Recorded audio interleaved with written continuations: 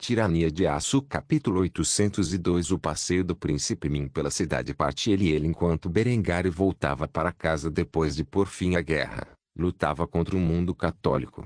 Hans estava levando o príncipe Min Zuzi e o imperador Anang por Daria tomarem um passeio pela cidade. A primeira diferença notável desta turnê, e a última da qual Daria participou, foram os postes de luz que estavam em cada esquina. Embora eles estivessem inativos devido ao fato de ser dia, a próxima mudança surpreendente foram os postes de luz que pairavam no ar e forneciam sinais de trânsito para aqueles que dirigiam veículos. Daria olhou chocado para esses dispositivos, e Zuzi ficou ainda mais surpreso, perguntando rapidamente qual era a fonte da chama da luz da rua. Diga-me uma coisa. Como você acende essas luzes penduradas no ar? Elas são substituídas diariamente. Estou curioso para saber como elas funcionam. Hans tomou um gole de leite antes de responder a pergunta do homem com uma expressão inocente no rosto. Não acredito que usem fogo, mas alguma tecnologia nova que meu pai inventou. Não saberia dizer exatamente como funcionam, mas funcionam dia e noite. Usamos essas luzes para direcionar o trânsito e evitar acidentes de trânsito. De qualquer forma, devemos chegar ao distrito comercial em breve. Assim que chegarmos ao nosso destino, continuaremos a pé. Zuzi e Daria continuaram a olhar incrédulos para os postes de luz que funcionavam sem parar até chegarem ao distrito comercial. Imediatamente após sair do veículo, Zuzi notou que os homens que andavam pelas ruas se separaram para o jovem príncipe da Alemanha e seus convidados, dando ao menino um aceno de cabeça enquanto caminhavam. As mulheres, por outro lado, davam uma leve reverência a Hans antes de sair rapidamente de seu caminho. O nível de respeito que o povo alemão deu ao seu príncipe diferia do que se esperava na dinastia Ming. No Oriente, as pessoas praticamente adoravam a família real e faziam cerimônia para beijar suas bundas. No entanto, os alemães eram um povo muito mais utilitário. Se eles tivessem que limpar a rua inteira simplesmente para permitir que o príncipe e seu grupo passassem, nada seria feito. Assim, eles abriram espaço para ele e mostraram seu respeito de uma maneira muito mais sutil. Hans percebeu que o príncipe Ming ficou pasmo rapidamente e perguntou o que havia de errado, procurando remediar a situação. Há algo errado, príncipe Z. Zuzi naturalmente expressou sua confusão enquanto observava o povo de Kufstein passar sem incidentes. Estou um pouco surpreso que os plebeus não estejam abrindo caminho para o nosso grupo. Eles não deveriam abrir as ruas para nós andarmos. Hans olhou para Zuzi como se ele fosse um idiota mais uma vez antes de expressar as diferenças na cultura alemã e Ming. Nós não temos essas regras. Do nosso ponto de vista, se tivéssemos de limpar as ruas toda vez que um membro da família real passasse, isso causaria ineficiência. Nós nem sequer exigimos legalmente que as pessoas mostrem respeito à nossa casa. Eles fazem isso por vontade própria. Naturalmente, temos guarda-costas para evitar que qualquer mal nos aconteça, mas isso é muito improvável dentro das fronteiras do Reich, e especialmente dentro da capital. 10 anos atrás, esta cidade era uma pequena cidade agrícola de propriedade da família do meu pai. Na última década, meu pai construiu tudo o que você vê antes de você. A maioria dessas pessoas são imigrantes de outras cidades da Áustria. A qualidade de suas vidas se deve unicamente ao meu pai e seus esforços. Eles sabem que esta é a verdade, e de bom grado mostram seu respeito do fundo de seus corações, e não por algum mandato legal. Agora vamos e temos um deleite. Há um salão no deserto por aqui que tem os melhores biscoitos e sorvetes que o dinheiro pode comprar. Depois de dizer isso, Hans levou seus convidados a uma loja de sobremesas local, onde havia mercadorias dispostas em recipientes de vidro. Zuzi ficou chocado com a quantidade de doces à venda. Assados, especialmente doces, eram reservados para as pessoas mais ricas da dinastia Ming, e ainda havia plebeus sentados entre as mesas jantando essas delícias com sorrisos largos em seus rostos. Hans rapidamente enviou um de seus guarda-costas para ficar na fila e pediu uma infinidade de guloseimas. Ele entregou ao homem um talher de prata para pagar as mercadorias e então encontrou uma mesa para se sentar. Hans e seu grupo se destacaram do resto. Ele próprio estava vestido com trajes imperiais modelados após o uniforme de gala do corpo de cadetes alemão. Enquanto seus compatriotas eram um adolescente indiano e um chinês adulto, ambos vestidos com seus trajes nativos. Naturalmente, As pessoas no salão do deserto sabiam quem era Hans e mantinham uma distância respeitável. Apesar disso, Hans não abusou de sua posição como príncipe para chegar à frente da fila e, em vez disso, enviou seu guarda-costas para garantir sua ordem. Eventualmente, o homem voltou com uma variedade de guloseimas e um pouco de leite fresco para o trio desfrutar. Hans tirou de bom grado o strudel de avelã, noz e chocolate da caixa de papelão e o dividiu em três, entregando uma porção para seus dois convidados antes de comentar sobre a sobremesa. Este é o meu deserto favorito. Vocês vão gostar, confiem em mim. Depois de dizer isso, ele não hesitou em morder a massa, onde um sorriso natural se formou em seus lábios enquanto ele regava o doce com um pouco de leite. Zuzi ficou cético no início, pois não tinha ideia do que era chocolate, mas no momento em que provou a massa, se apaixonou por ela. Ele realmente acreditava que o melhor chefe tinha que ter feito tal coisa, e que deveria custar uma fortuna, mas ele não conseguia entender como os plebeus podiam pagar, então ele foi rápido em perguntar sobre esse ponto. Isso é realmente divino, mas como seus plebeus podem se dar a tal luxo? Hans olhou para o homem com um olhar inocente no rosto antes de responder a pergunta do homem com seriedade. Temos uma dúzia de padarias como esta espalhadas pela cidade. Há uma ampla oferta de matéria-prima necessária para criar esses pratos, e muitos padeiros talentosos cuja única ocupação é fazê-los. Realmente não é tão caro. Você pode comprar uma caixa inteira desses doces por menos de um thaler. O príncipe Ming olhou para o seu homólogo alemão com choque. Ele não sabia quanto valia um thaler, mas pelo que parecia, não era tão caro. Então ele rapidamente perguntou sobre o sistema monetário alemão. Explique-me sua moeda, para que eu possa entender melhor. Hans pensou por um segundo antes de explicar com mais detalhes como era barato comprar essas guloseimas. Então, temos três moedas em nosso sistema monetário. Uma pequena moeda de cobre chamada Pfennig. Esta é a moeda mais comum usada para comprar mercadorias. Depois, há uma moeda de prata pura de tamanho médio chamada thaler. Isso é usado em transações maiores, mas nada significativo. Por fim, há o gulden, que é uma grande moeda de ouro maciço, e raramente é usada em transações, a menos que seja para algo significativo. Um gulden vale 100 thalers, e um thaler vale 100 pfennigs. Então, por cerca de 15 a 20 pfennigs, você pode obter uma caixa desses doces. Para colocar isso em perspectiva, a pessoa média no Reich recebe cerca de 2 thalers por dia pelo seu trabalho. Assim, a maioria das pessoas pode se dar ao luxo de comer esses desertos regularmente, se assim o desejarem. É por isso que você vê tanta gente comum saboreando as guloseimas aqui neste estabelecimento. Quando Zuzi e Dara perceberam o quão baratas eram as guloseimas que comiam, eles olharam para suas sobremesas com admiração. Era realmente inacreditável que um luxo como doces estivesse prontamente disponível para o cidadão alemão médio durante todo o ano. O príncipe Ming estava realmente tendo dificuldade em acreditar. Com toda a franqueza, Hans havia escolhido aquele lugar porque estava com vontade de comer um strudel. Não era nem mesmo o ponto principal de sua turnê que realmente mostraria a riqueza esmagadora do Império Alemão. No entanto, mesmo com algo tão simples como isso, ele surpreendeu completamente o príncipe Ming e o imperador Anandpur. Durante todo esse tempo, Dara pensara que as guloseimas que comia no palácio todos os dias com café eram um luxo supremo oferecido apenas à nobreza do Reich. Na realidade, era um deleite comum consumido pela maioria das famílias.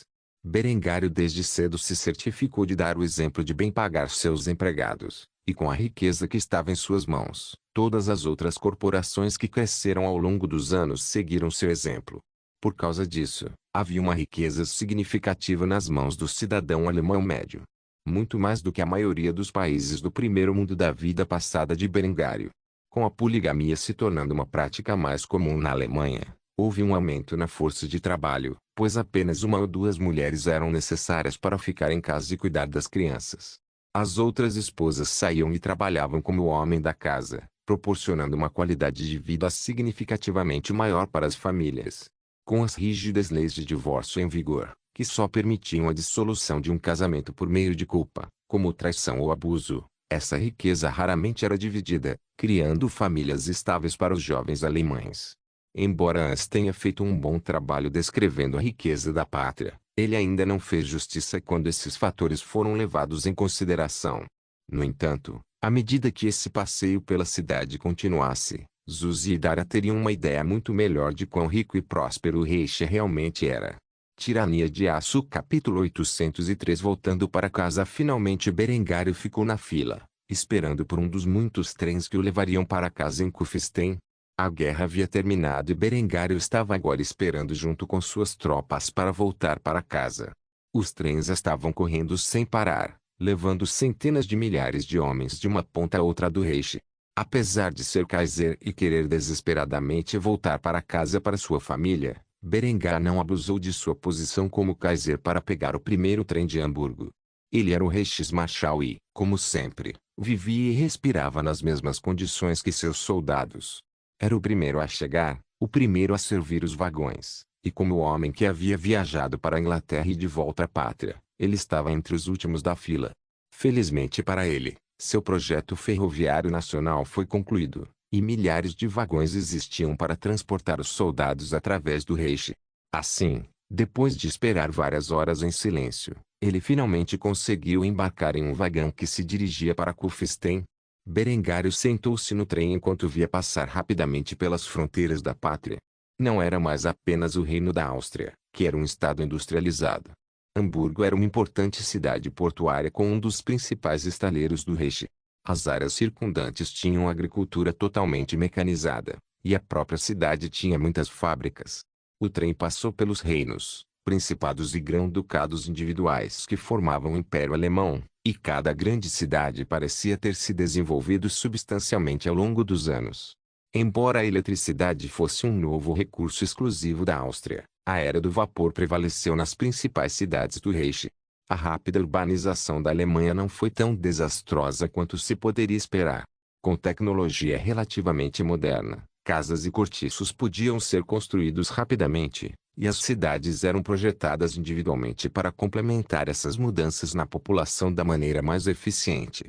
Berengário havia criado todo um departamento de Estado para alcançar os resultados mais desejáveis na industrialização da pátria. A corrupção foi expurgada nos níveis mais altos com força letal, e o comportamento criminoso simplesmente não foi tolerado. A dura justiça punitiva do Reich dissuadiu o crime em grande medida e, por causa disso, a população prisional diminuiu em comparação com o crescimento geral da população. Depois de uma longa caminhada até a capital de seu império, Berengário finalmente chegou à cidade que havia sido construída em torno das terras de seus ancestrais. Ele rapidamente desceu do trem, onde foi recebido por vários membros do Reichsguard, que estavam do lado de fora de um carro blindado projetado para transportar o Kaiser para sua casa. A porta foi aberta por um desses homens, e Berengário rapidamente se sentou dentro de seu interior de couro fino. Ele olhou espantado para o veículo. Pela primeira vez em 10 anos, ele finalmente se reuniu com o meio de viagem por excelência de sua vida passada. Embora a estética deste carro tenha sido projetada após os usados na Alemanha durante os anos 30 e 40, ele tinha um motor significativamente mais potente, permitindo-lhe atingir velocidades muito maiores. Apesar disso, seu motorista profissional, que havia recebido centenas de horas de treinamento com o veículo desde sua criação, progrediu tranquilamente pelas ruas e informou Berengário do que havia acontecido em sua ausência. Vossa Majestade, as coisas estão calmas na capital, mas você deve saber que um convidado do Extremo Oriente chegou e está esperando seu retorno. Ele parece ter algo importante que deseja discutir com você. Berengário suspirou pesadamente ao ouvir isso, antes de tirar o frasco cheio de uísque e afogar o cansaço na substância saborosa. Claro. Eu só tenho que aguentar visitas na minha chegada em casa. Nenhum momento de descanso para o Kaiser. Muito bem. Eu entreterei quando voltar ao palácio. Há mais alguma coisa que eu deva fazer? Ciente de. O motorista coçou a nuca desajeitadamente antes de fazer uma sugestão ao seu Kaiser. Meu Kaiser, com toda a honestidade, seria melhor perguntar à sua esposa. A imperatriz sabe muito mais sobre os acontecimentos do Reich do que um simples soldado como eu. Eu apenas conduzo a família real pela cidade. Não estou exatamente ciente de o que acontece nos bastidores.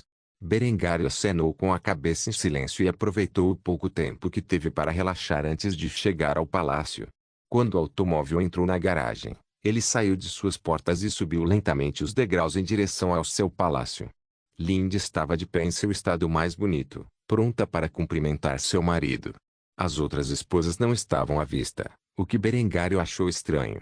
No entanto, quando Lindy correu até ele e o abraçou, ela sussurrou algo nos ouvidos de Berengário que o fez entender por que eles estavam sozinhos. Houve alguns problemas no leste. Venha para o escritório, e vou informá-lo de tudo o que aconteceu em sua ausência. Berengar suspirou pesadamente antes de seguir sua esposa para o escritório, onde se sentou em sua cadeira. A bela ruiva fechou a porta atrás dela antes de se sentar em frente ao marido. Berengar, há outro reencarnador no leste.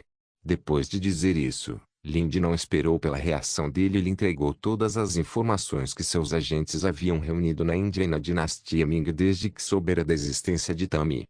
Uma nação conhecida como Império Japonês apareceu com navios a vapor de madeira, rifles de tiro único, revólveres e metralhadoras. Os japoneses já invadiram o reino Joseon e anexaram suas costas ao sul. Seu exército está marchando para o norte enquanto falamos em uma tentativa de garantir os depósitos de ferro no norte. Acredito que a reencarnadora seja a jovem imperatriz do Japão, Itami Ryo. Aproximadamente 5 anos atrás, ela ganhou destaque no Japão sucedendo seu pai e introduzindo novas tecnologias que são, em muitos aspectos, semelhantes às suas. Desde então, ela derrotou o shogunato Ashikaga e massacrou a família real, reivindicando o título de imperatriz para si mesma. Ela parece saber de sua existência e armou o Império de Bengala com armas para atuar como representantes no subcontinente indiano. Acredito que ela espera ganhar algum tempo para poder conquistar grandes áreas do leste da Ásia e industrializar sua nação para que possa competir militarmente com o Reishi. Você pode agradecer ao príncipe da dinastia Ming por esta informação. Seu pai, o imperador, parece estar preocupado com seus vizinhos japoneses e sua expansão agressiva. Usei minha autoridade como diretor de inteligência para intermediar um pacto de não agressão e um acordo comercial.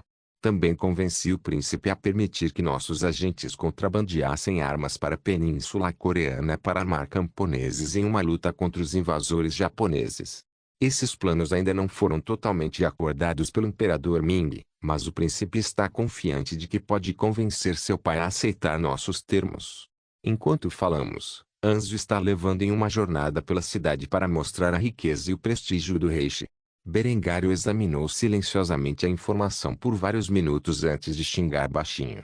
Porra, eu sabia que algo era suspeito quando bebi do poço de Uide, e não vi nenhuma informação sobre o leste da Ásia em nenhuma das linhas de tempo em potencial que eu olhei.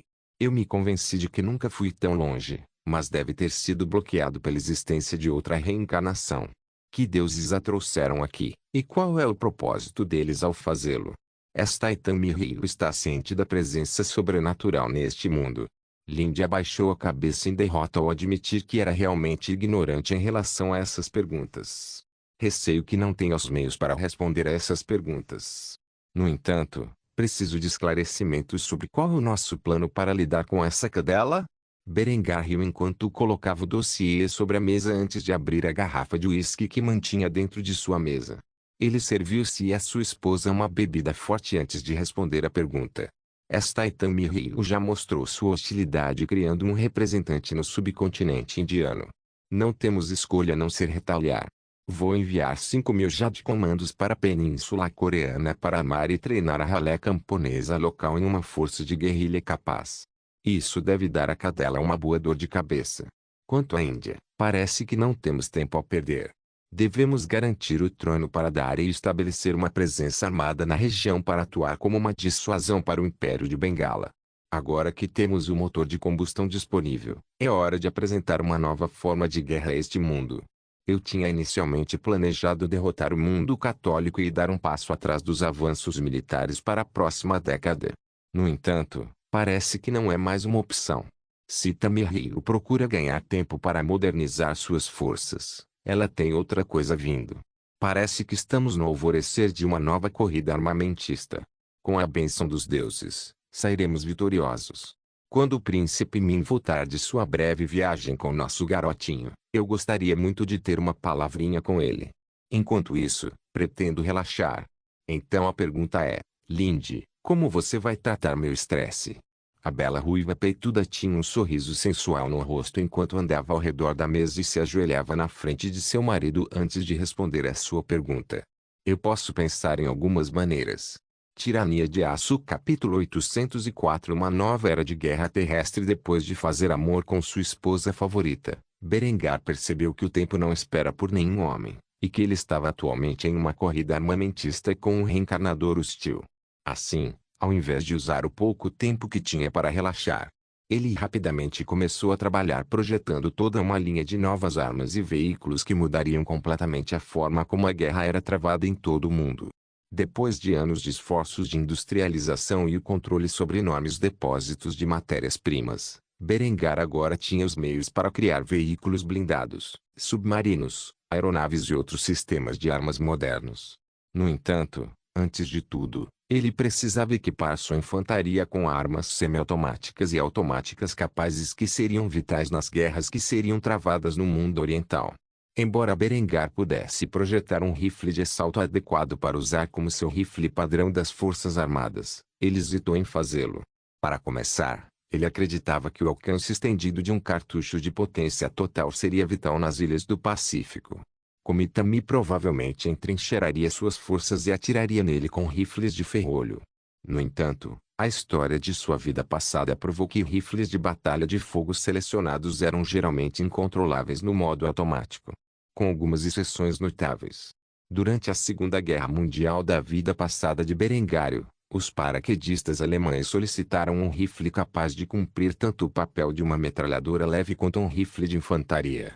Após anos de desenvolvimento, o FG-42 foi criado. O FG-42 era um rifle de batalha de fogo selecionado que era único pelo uso de um sistema de ferrolho fechado e de ferrolho aberto. O ferrolho fechado foi utilizado em fogo semiautomático, o que melhorou a precisão dos tiros únicos, enquanto o ferrolho aberto foi usado para fogo automático. Curiosamente, o dispositivo fez uso de uma revista destacável de 20 caixas redondas que se alimentava do lado da arma. O FG-42 foi sem dúvida uma das melhores armas de infantaria da guerra. Apesar disso, serviu em número limitado. Ele fez uso do cartucho Mauser de 7,92x 57 mm e ainda era surpreendentemente controlável na configuração automática. Berengário sabia com o tamanho de seus militares. Levaria muitos meses para substituir os fuzis de ação de ferrolho G25 da edição atual e, por causa disso, ele daria prioridade ao seu Reichsguard e às unidades de operações especiais. O G25 desempenhou um papel fundamental no massacre das forças católicas durante a Cruzada, mas já estava obsoleto quando Berengário o introduziu. A única razão pela qual ele não tinha ido com um sistema de armas automáticas antes era porque ele achava que era simplesmente uma despesa muito grande para justificar o custo. Afinal, até agora, todos os seus inimigos usavam carregadores de boca de pólvora negra. No entanto, a ameaça que Itami e seu Império Japonês representavam para o Reich foi suficiente para garantir o desenvolvimento e fabricação de armas automáticas de infantaria. Naturalmente com o FG-42, ou como ele o chamava, o STG-27, como fuzil padrão, Berengário precisaria desenvolver metralhadoras para acompanhar essas armas. Havia dois projetos que Berengar tinha em mente para substituir os Vickers, e cada um cumpria um papel diferente.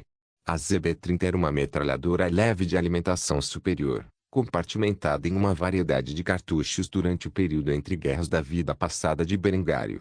Era uma arma tcheca, no entanto, após a anexação da Tchecoslováquia pelo Reich, o ZB-30 foi amplamente utilizado pela sua FEN-SS nos primeiros dias da guerra.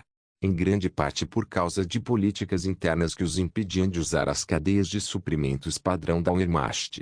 A arma foi inspiração para a arma Bren usada pelas Forças Armadas Britânicas, bem como vários projetos de metralhadoras leves japonesas. Nesta vida, Berengar chamaria a metralhadora leve de MG-27T e faria uso de 30 revistas de caixa redonda projetadas para alimentar cartuchos de 7,92x 57 mm na ação da arma. A ideia por trás da nova doutrina de guerra de Berengar era emitir uma metralhadora leve para cada esquadrão, enquanto fazia o mesmo com uma metralhadora dedicada para cada pelotão. Este metralhador dedicado faria uso de uma metralhadora de uso geral conhecida como MG-42 em sua vida passada ou MG-27 nesta vida. Este MG-42 seria um projeto aprimorado que fez uso dos recursos de segurança emitidos na metralhadora MG-3 posterior, que substituiu o MG-42 do serviço ativo nas Forças Armadas da Alemanha Ocidental. O MG-42 foi uma melhoria em relação ao design do MG-34, que implementou um recurso de troca rápida de cano. Berengário pretendia não apenas distribuir esta arma para sua infantaria, mas também com veículos blindados e em fortificações. Poderia cumprir o papel de uma arma estática e uma arma de infantaria. O MG-42 ou MG-27, como seria conhecido nesta vida, tinha uma cadência de tiro de aproximadamente 1.200 tiros por minuto, e fazia uso de 50 cintos redondos de 7,92x 57 mm que podiam ser ligados para formar um cinto que carregava 250 rodadas. Depois de projetar o MG-42 para ser usado em suas forças armadas, Berengar mudou-se para um rifle sniper. Naturalmente, a primeira arma que me veio à mente que usava o cartucho 7,92x 57 mm foi o fuzil semiautomático G43.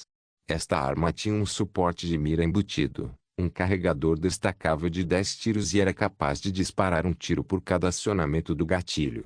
Também era bastante preciso e um excelente rifle de atirador designado. O único problema com o G43 ou o G27, como seria conhecido nesta vida, era que os rifles originais estavam com excesso de gás e mal acabados como resultado da exaustão da guerra. Isso resultou em um maior desgaste das peças. Por causa disso, alguma reengenharia foi necessária para consertar o sistema de gás e garantir que as peças fossem construídas adequadamente. Na realidade, Berengar já tinha uma base para este sistema, pois uma modificação pós-guerra foi feita na América para tornar os rifles que foram trazidos do conflito mais acionáveis. Então, depois de alguns ajustes finos, ele acreditou ter criado o design perfeito para uso militar a longo prazo. Finalmente, Berengário precisava de uma arma para distribuir as tripulações de veículos, tropas de retaguarda e oficiais. A arma imediata que me veio à mente foi a MP-40, ou MP-27, como ele a chamaria nesta vida. A MP-40 era uma submetralhadora que nos fez 32 cartuchos redondos de 9x 19 mm. Tinha um estoque dobrável para facilitar o transporte e era feito de chapa de metal estampada, tornando-o não apenas fácil de produzir, mas um produto barato. Depois de terminar de projetar esses projetos e carimbar sua aprovação para que eles passem por desenvolvimento, teste e fabricação completos, Berengário fixou os olhos no próximo alvo.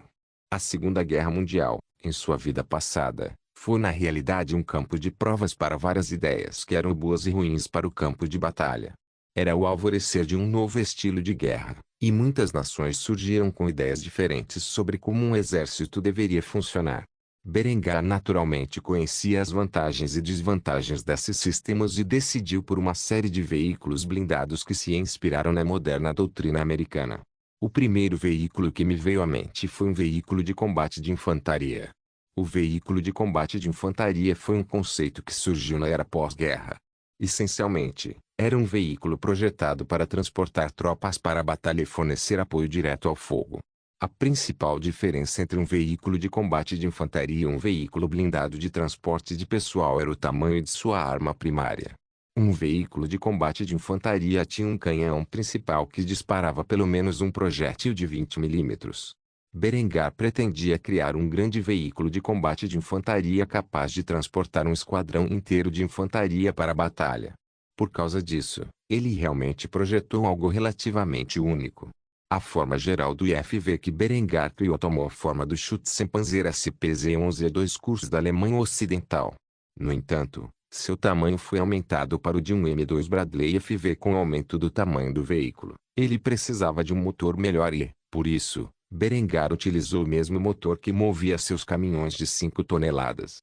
Que aliás era o mesmo motor usado no M2 Bradley e suas variantes mais modernas. Depois de garantir que esta fera de um veículo estava devidamente blindada, ele redesenhou a traseira para que replicasse o que o M2 Bradley usava.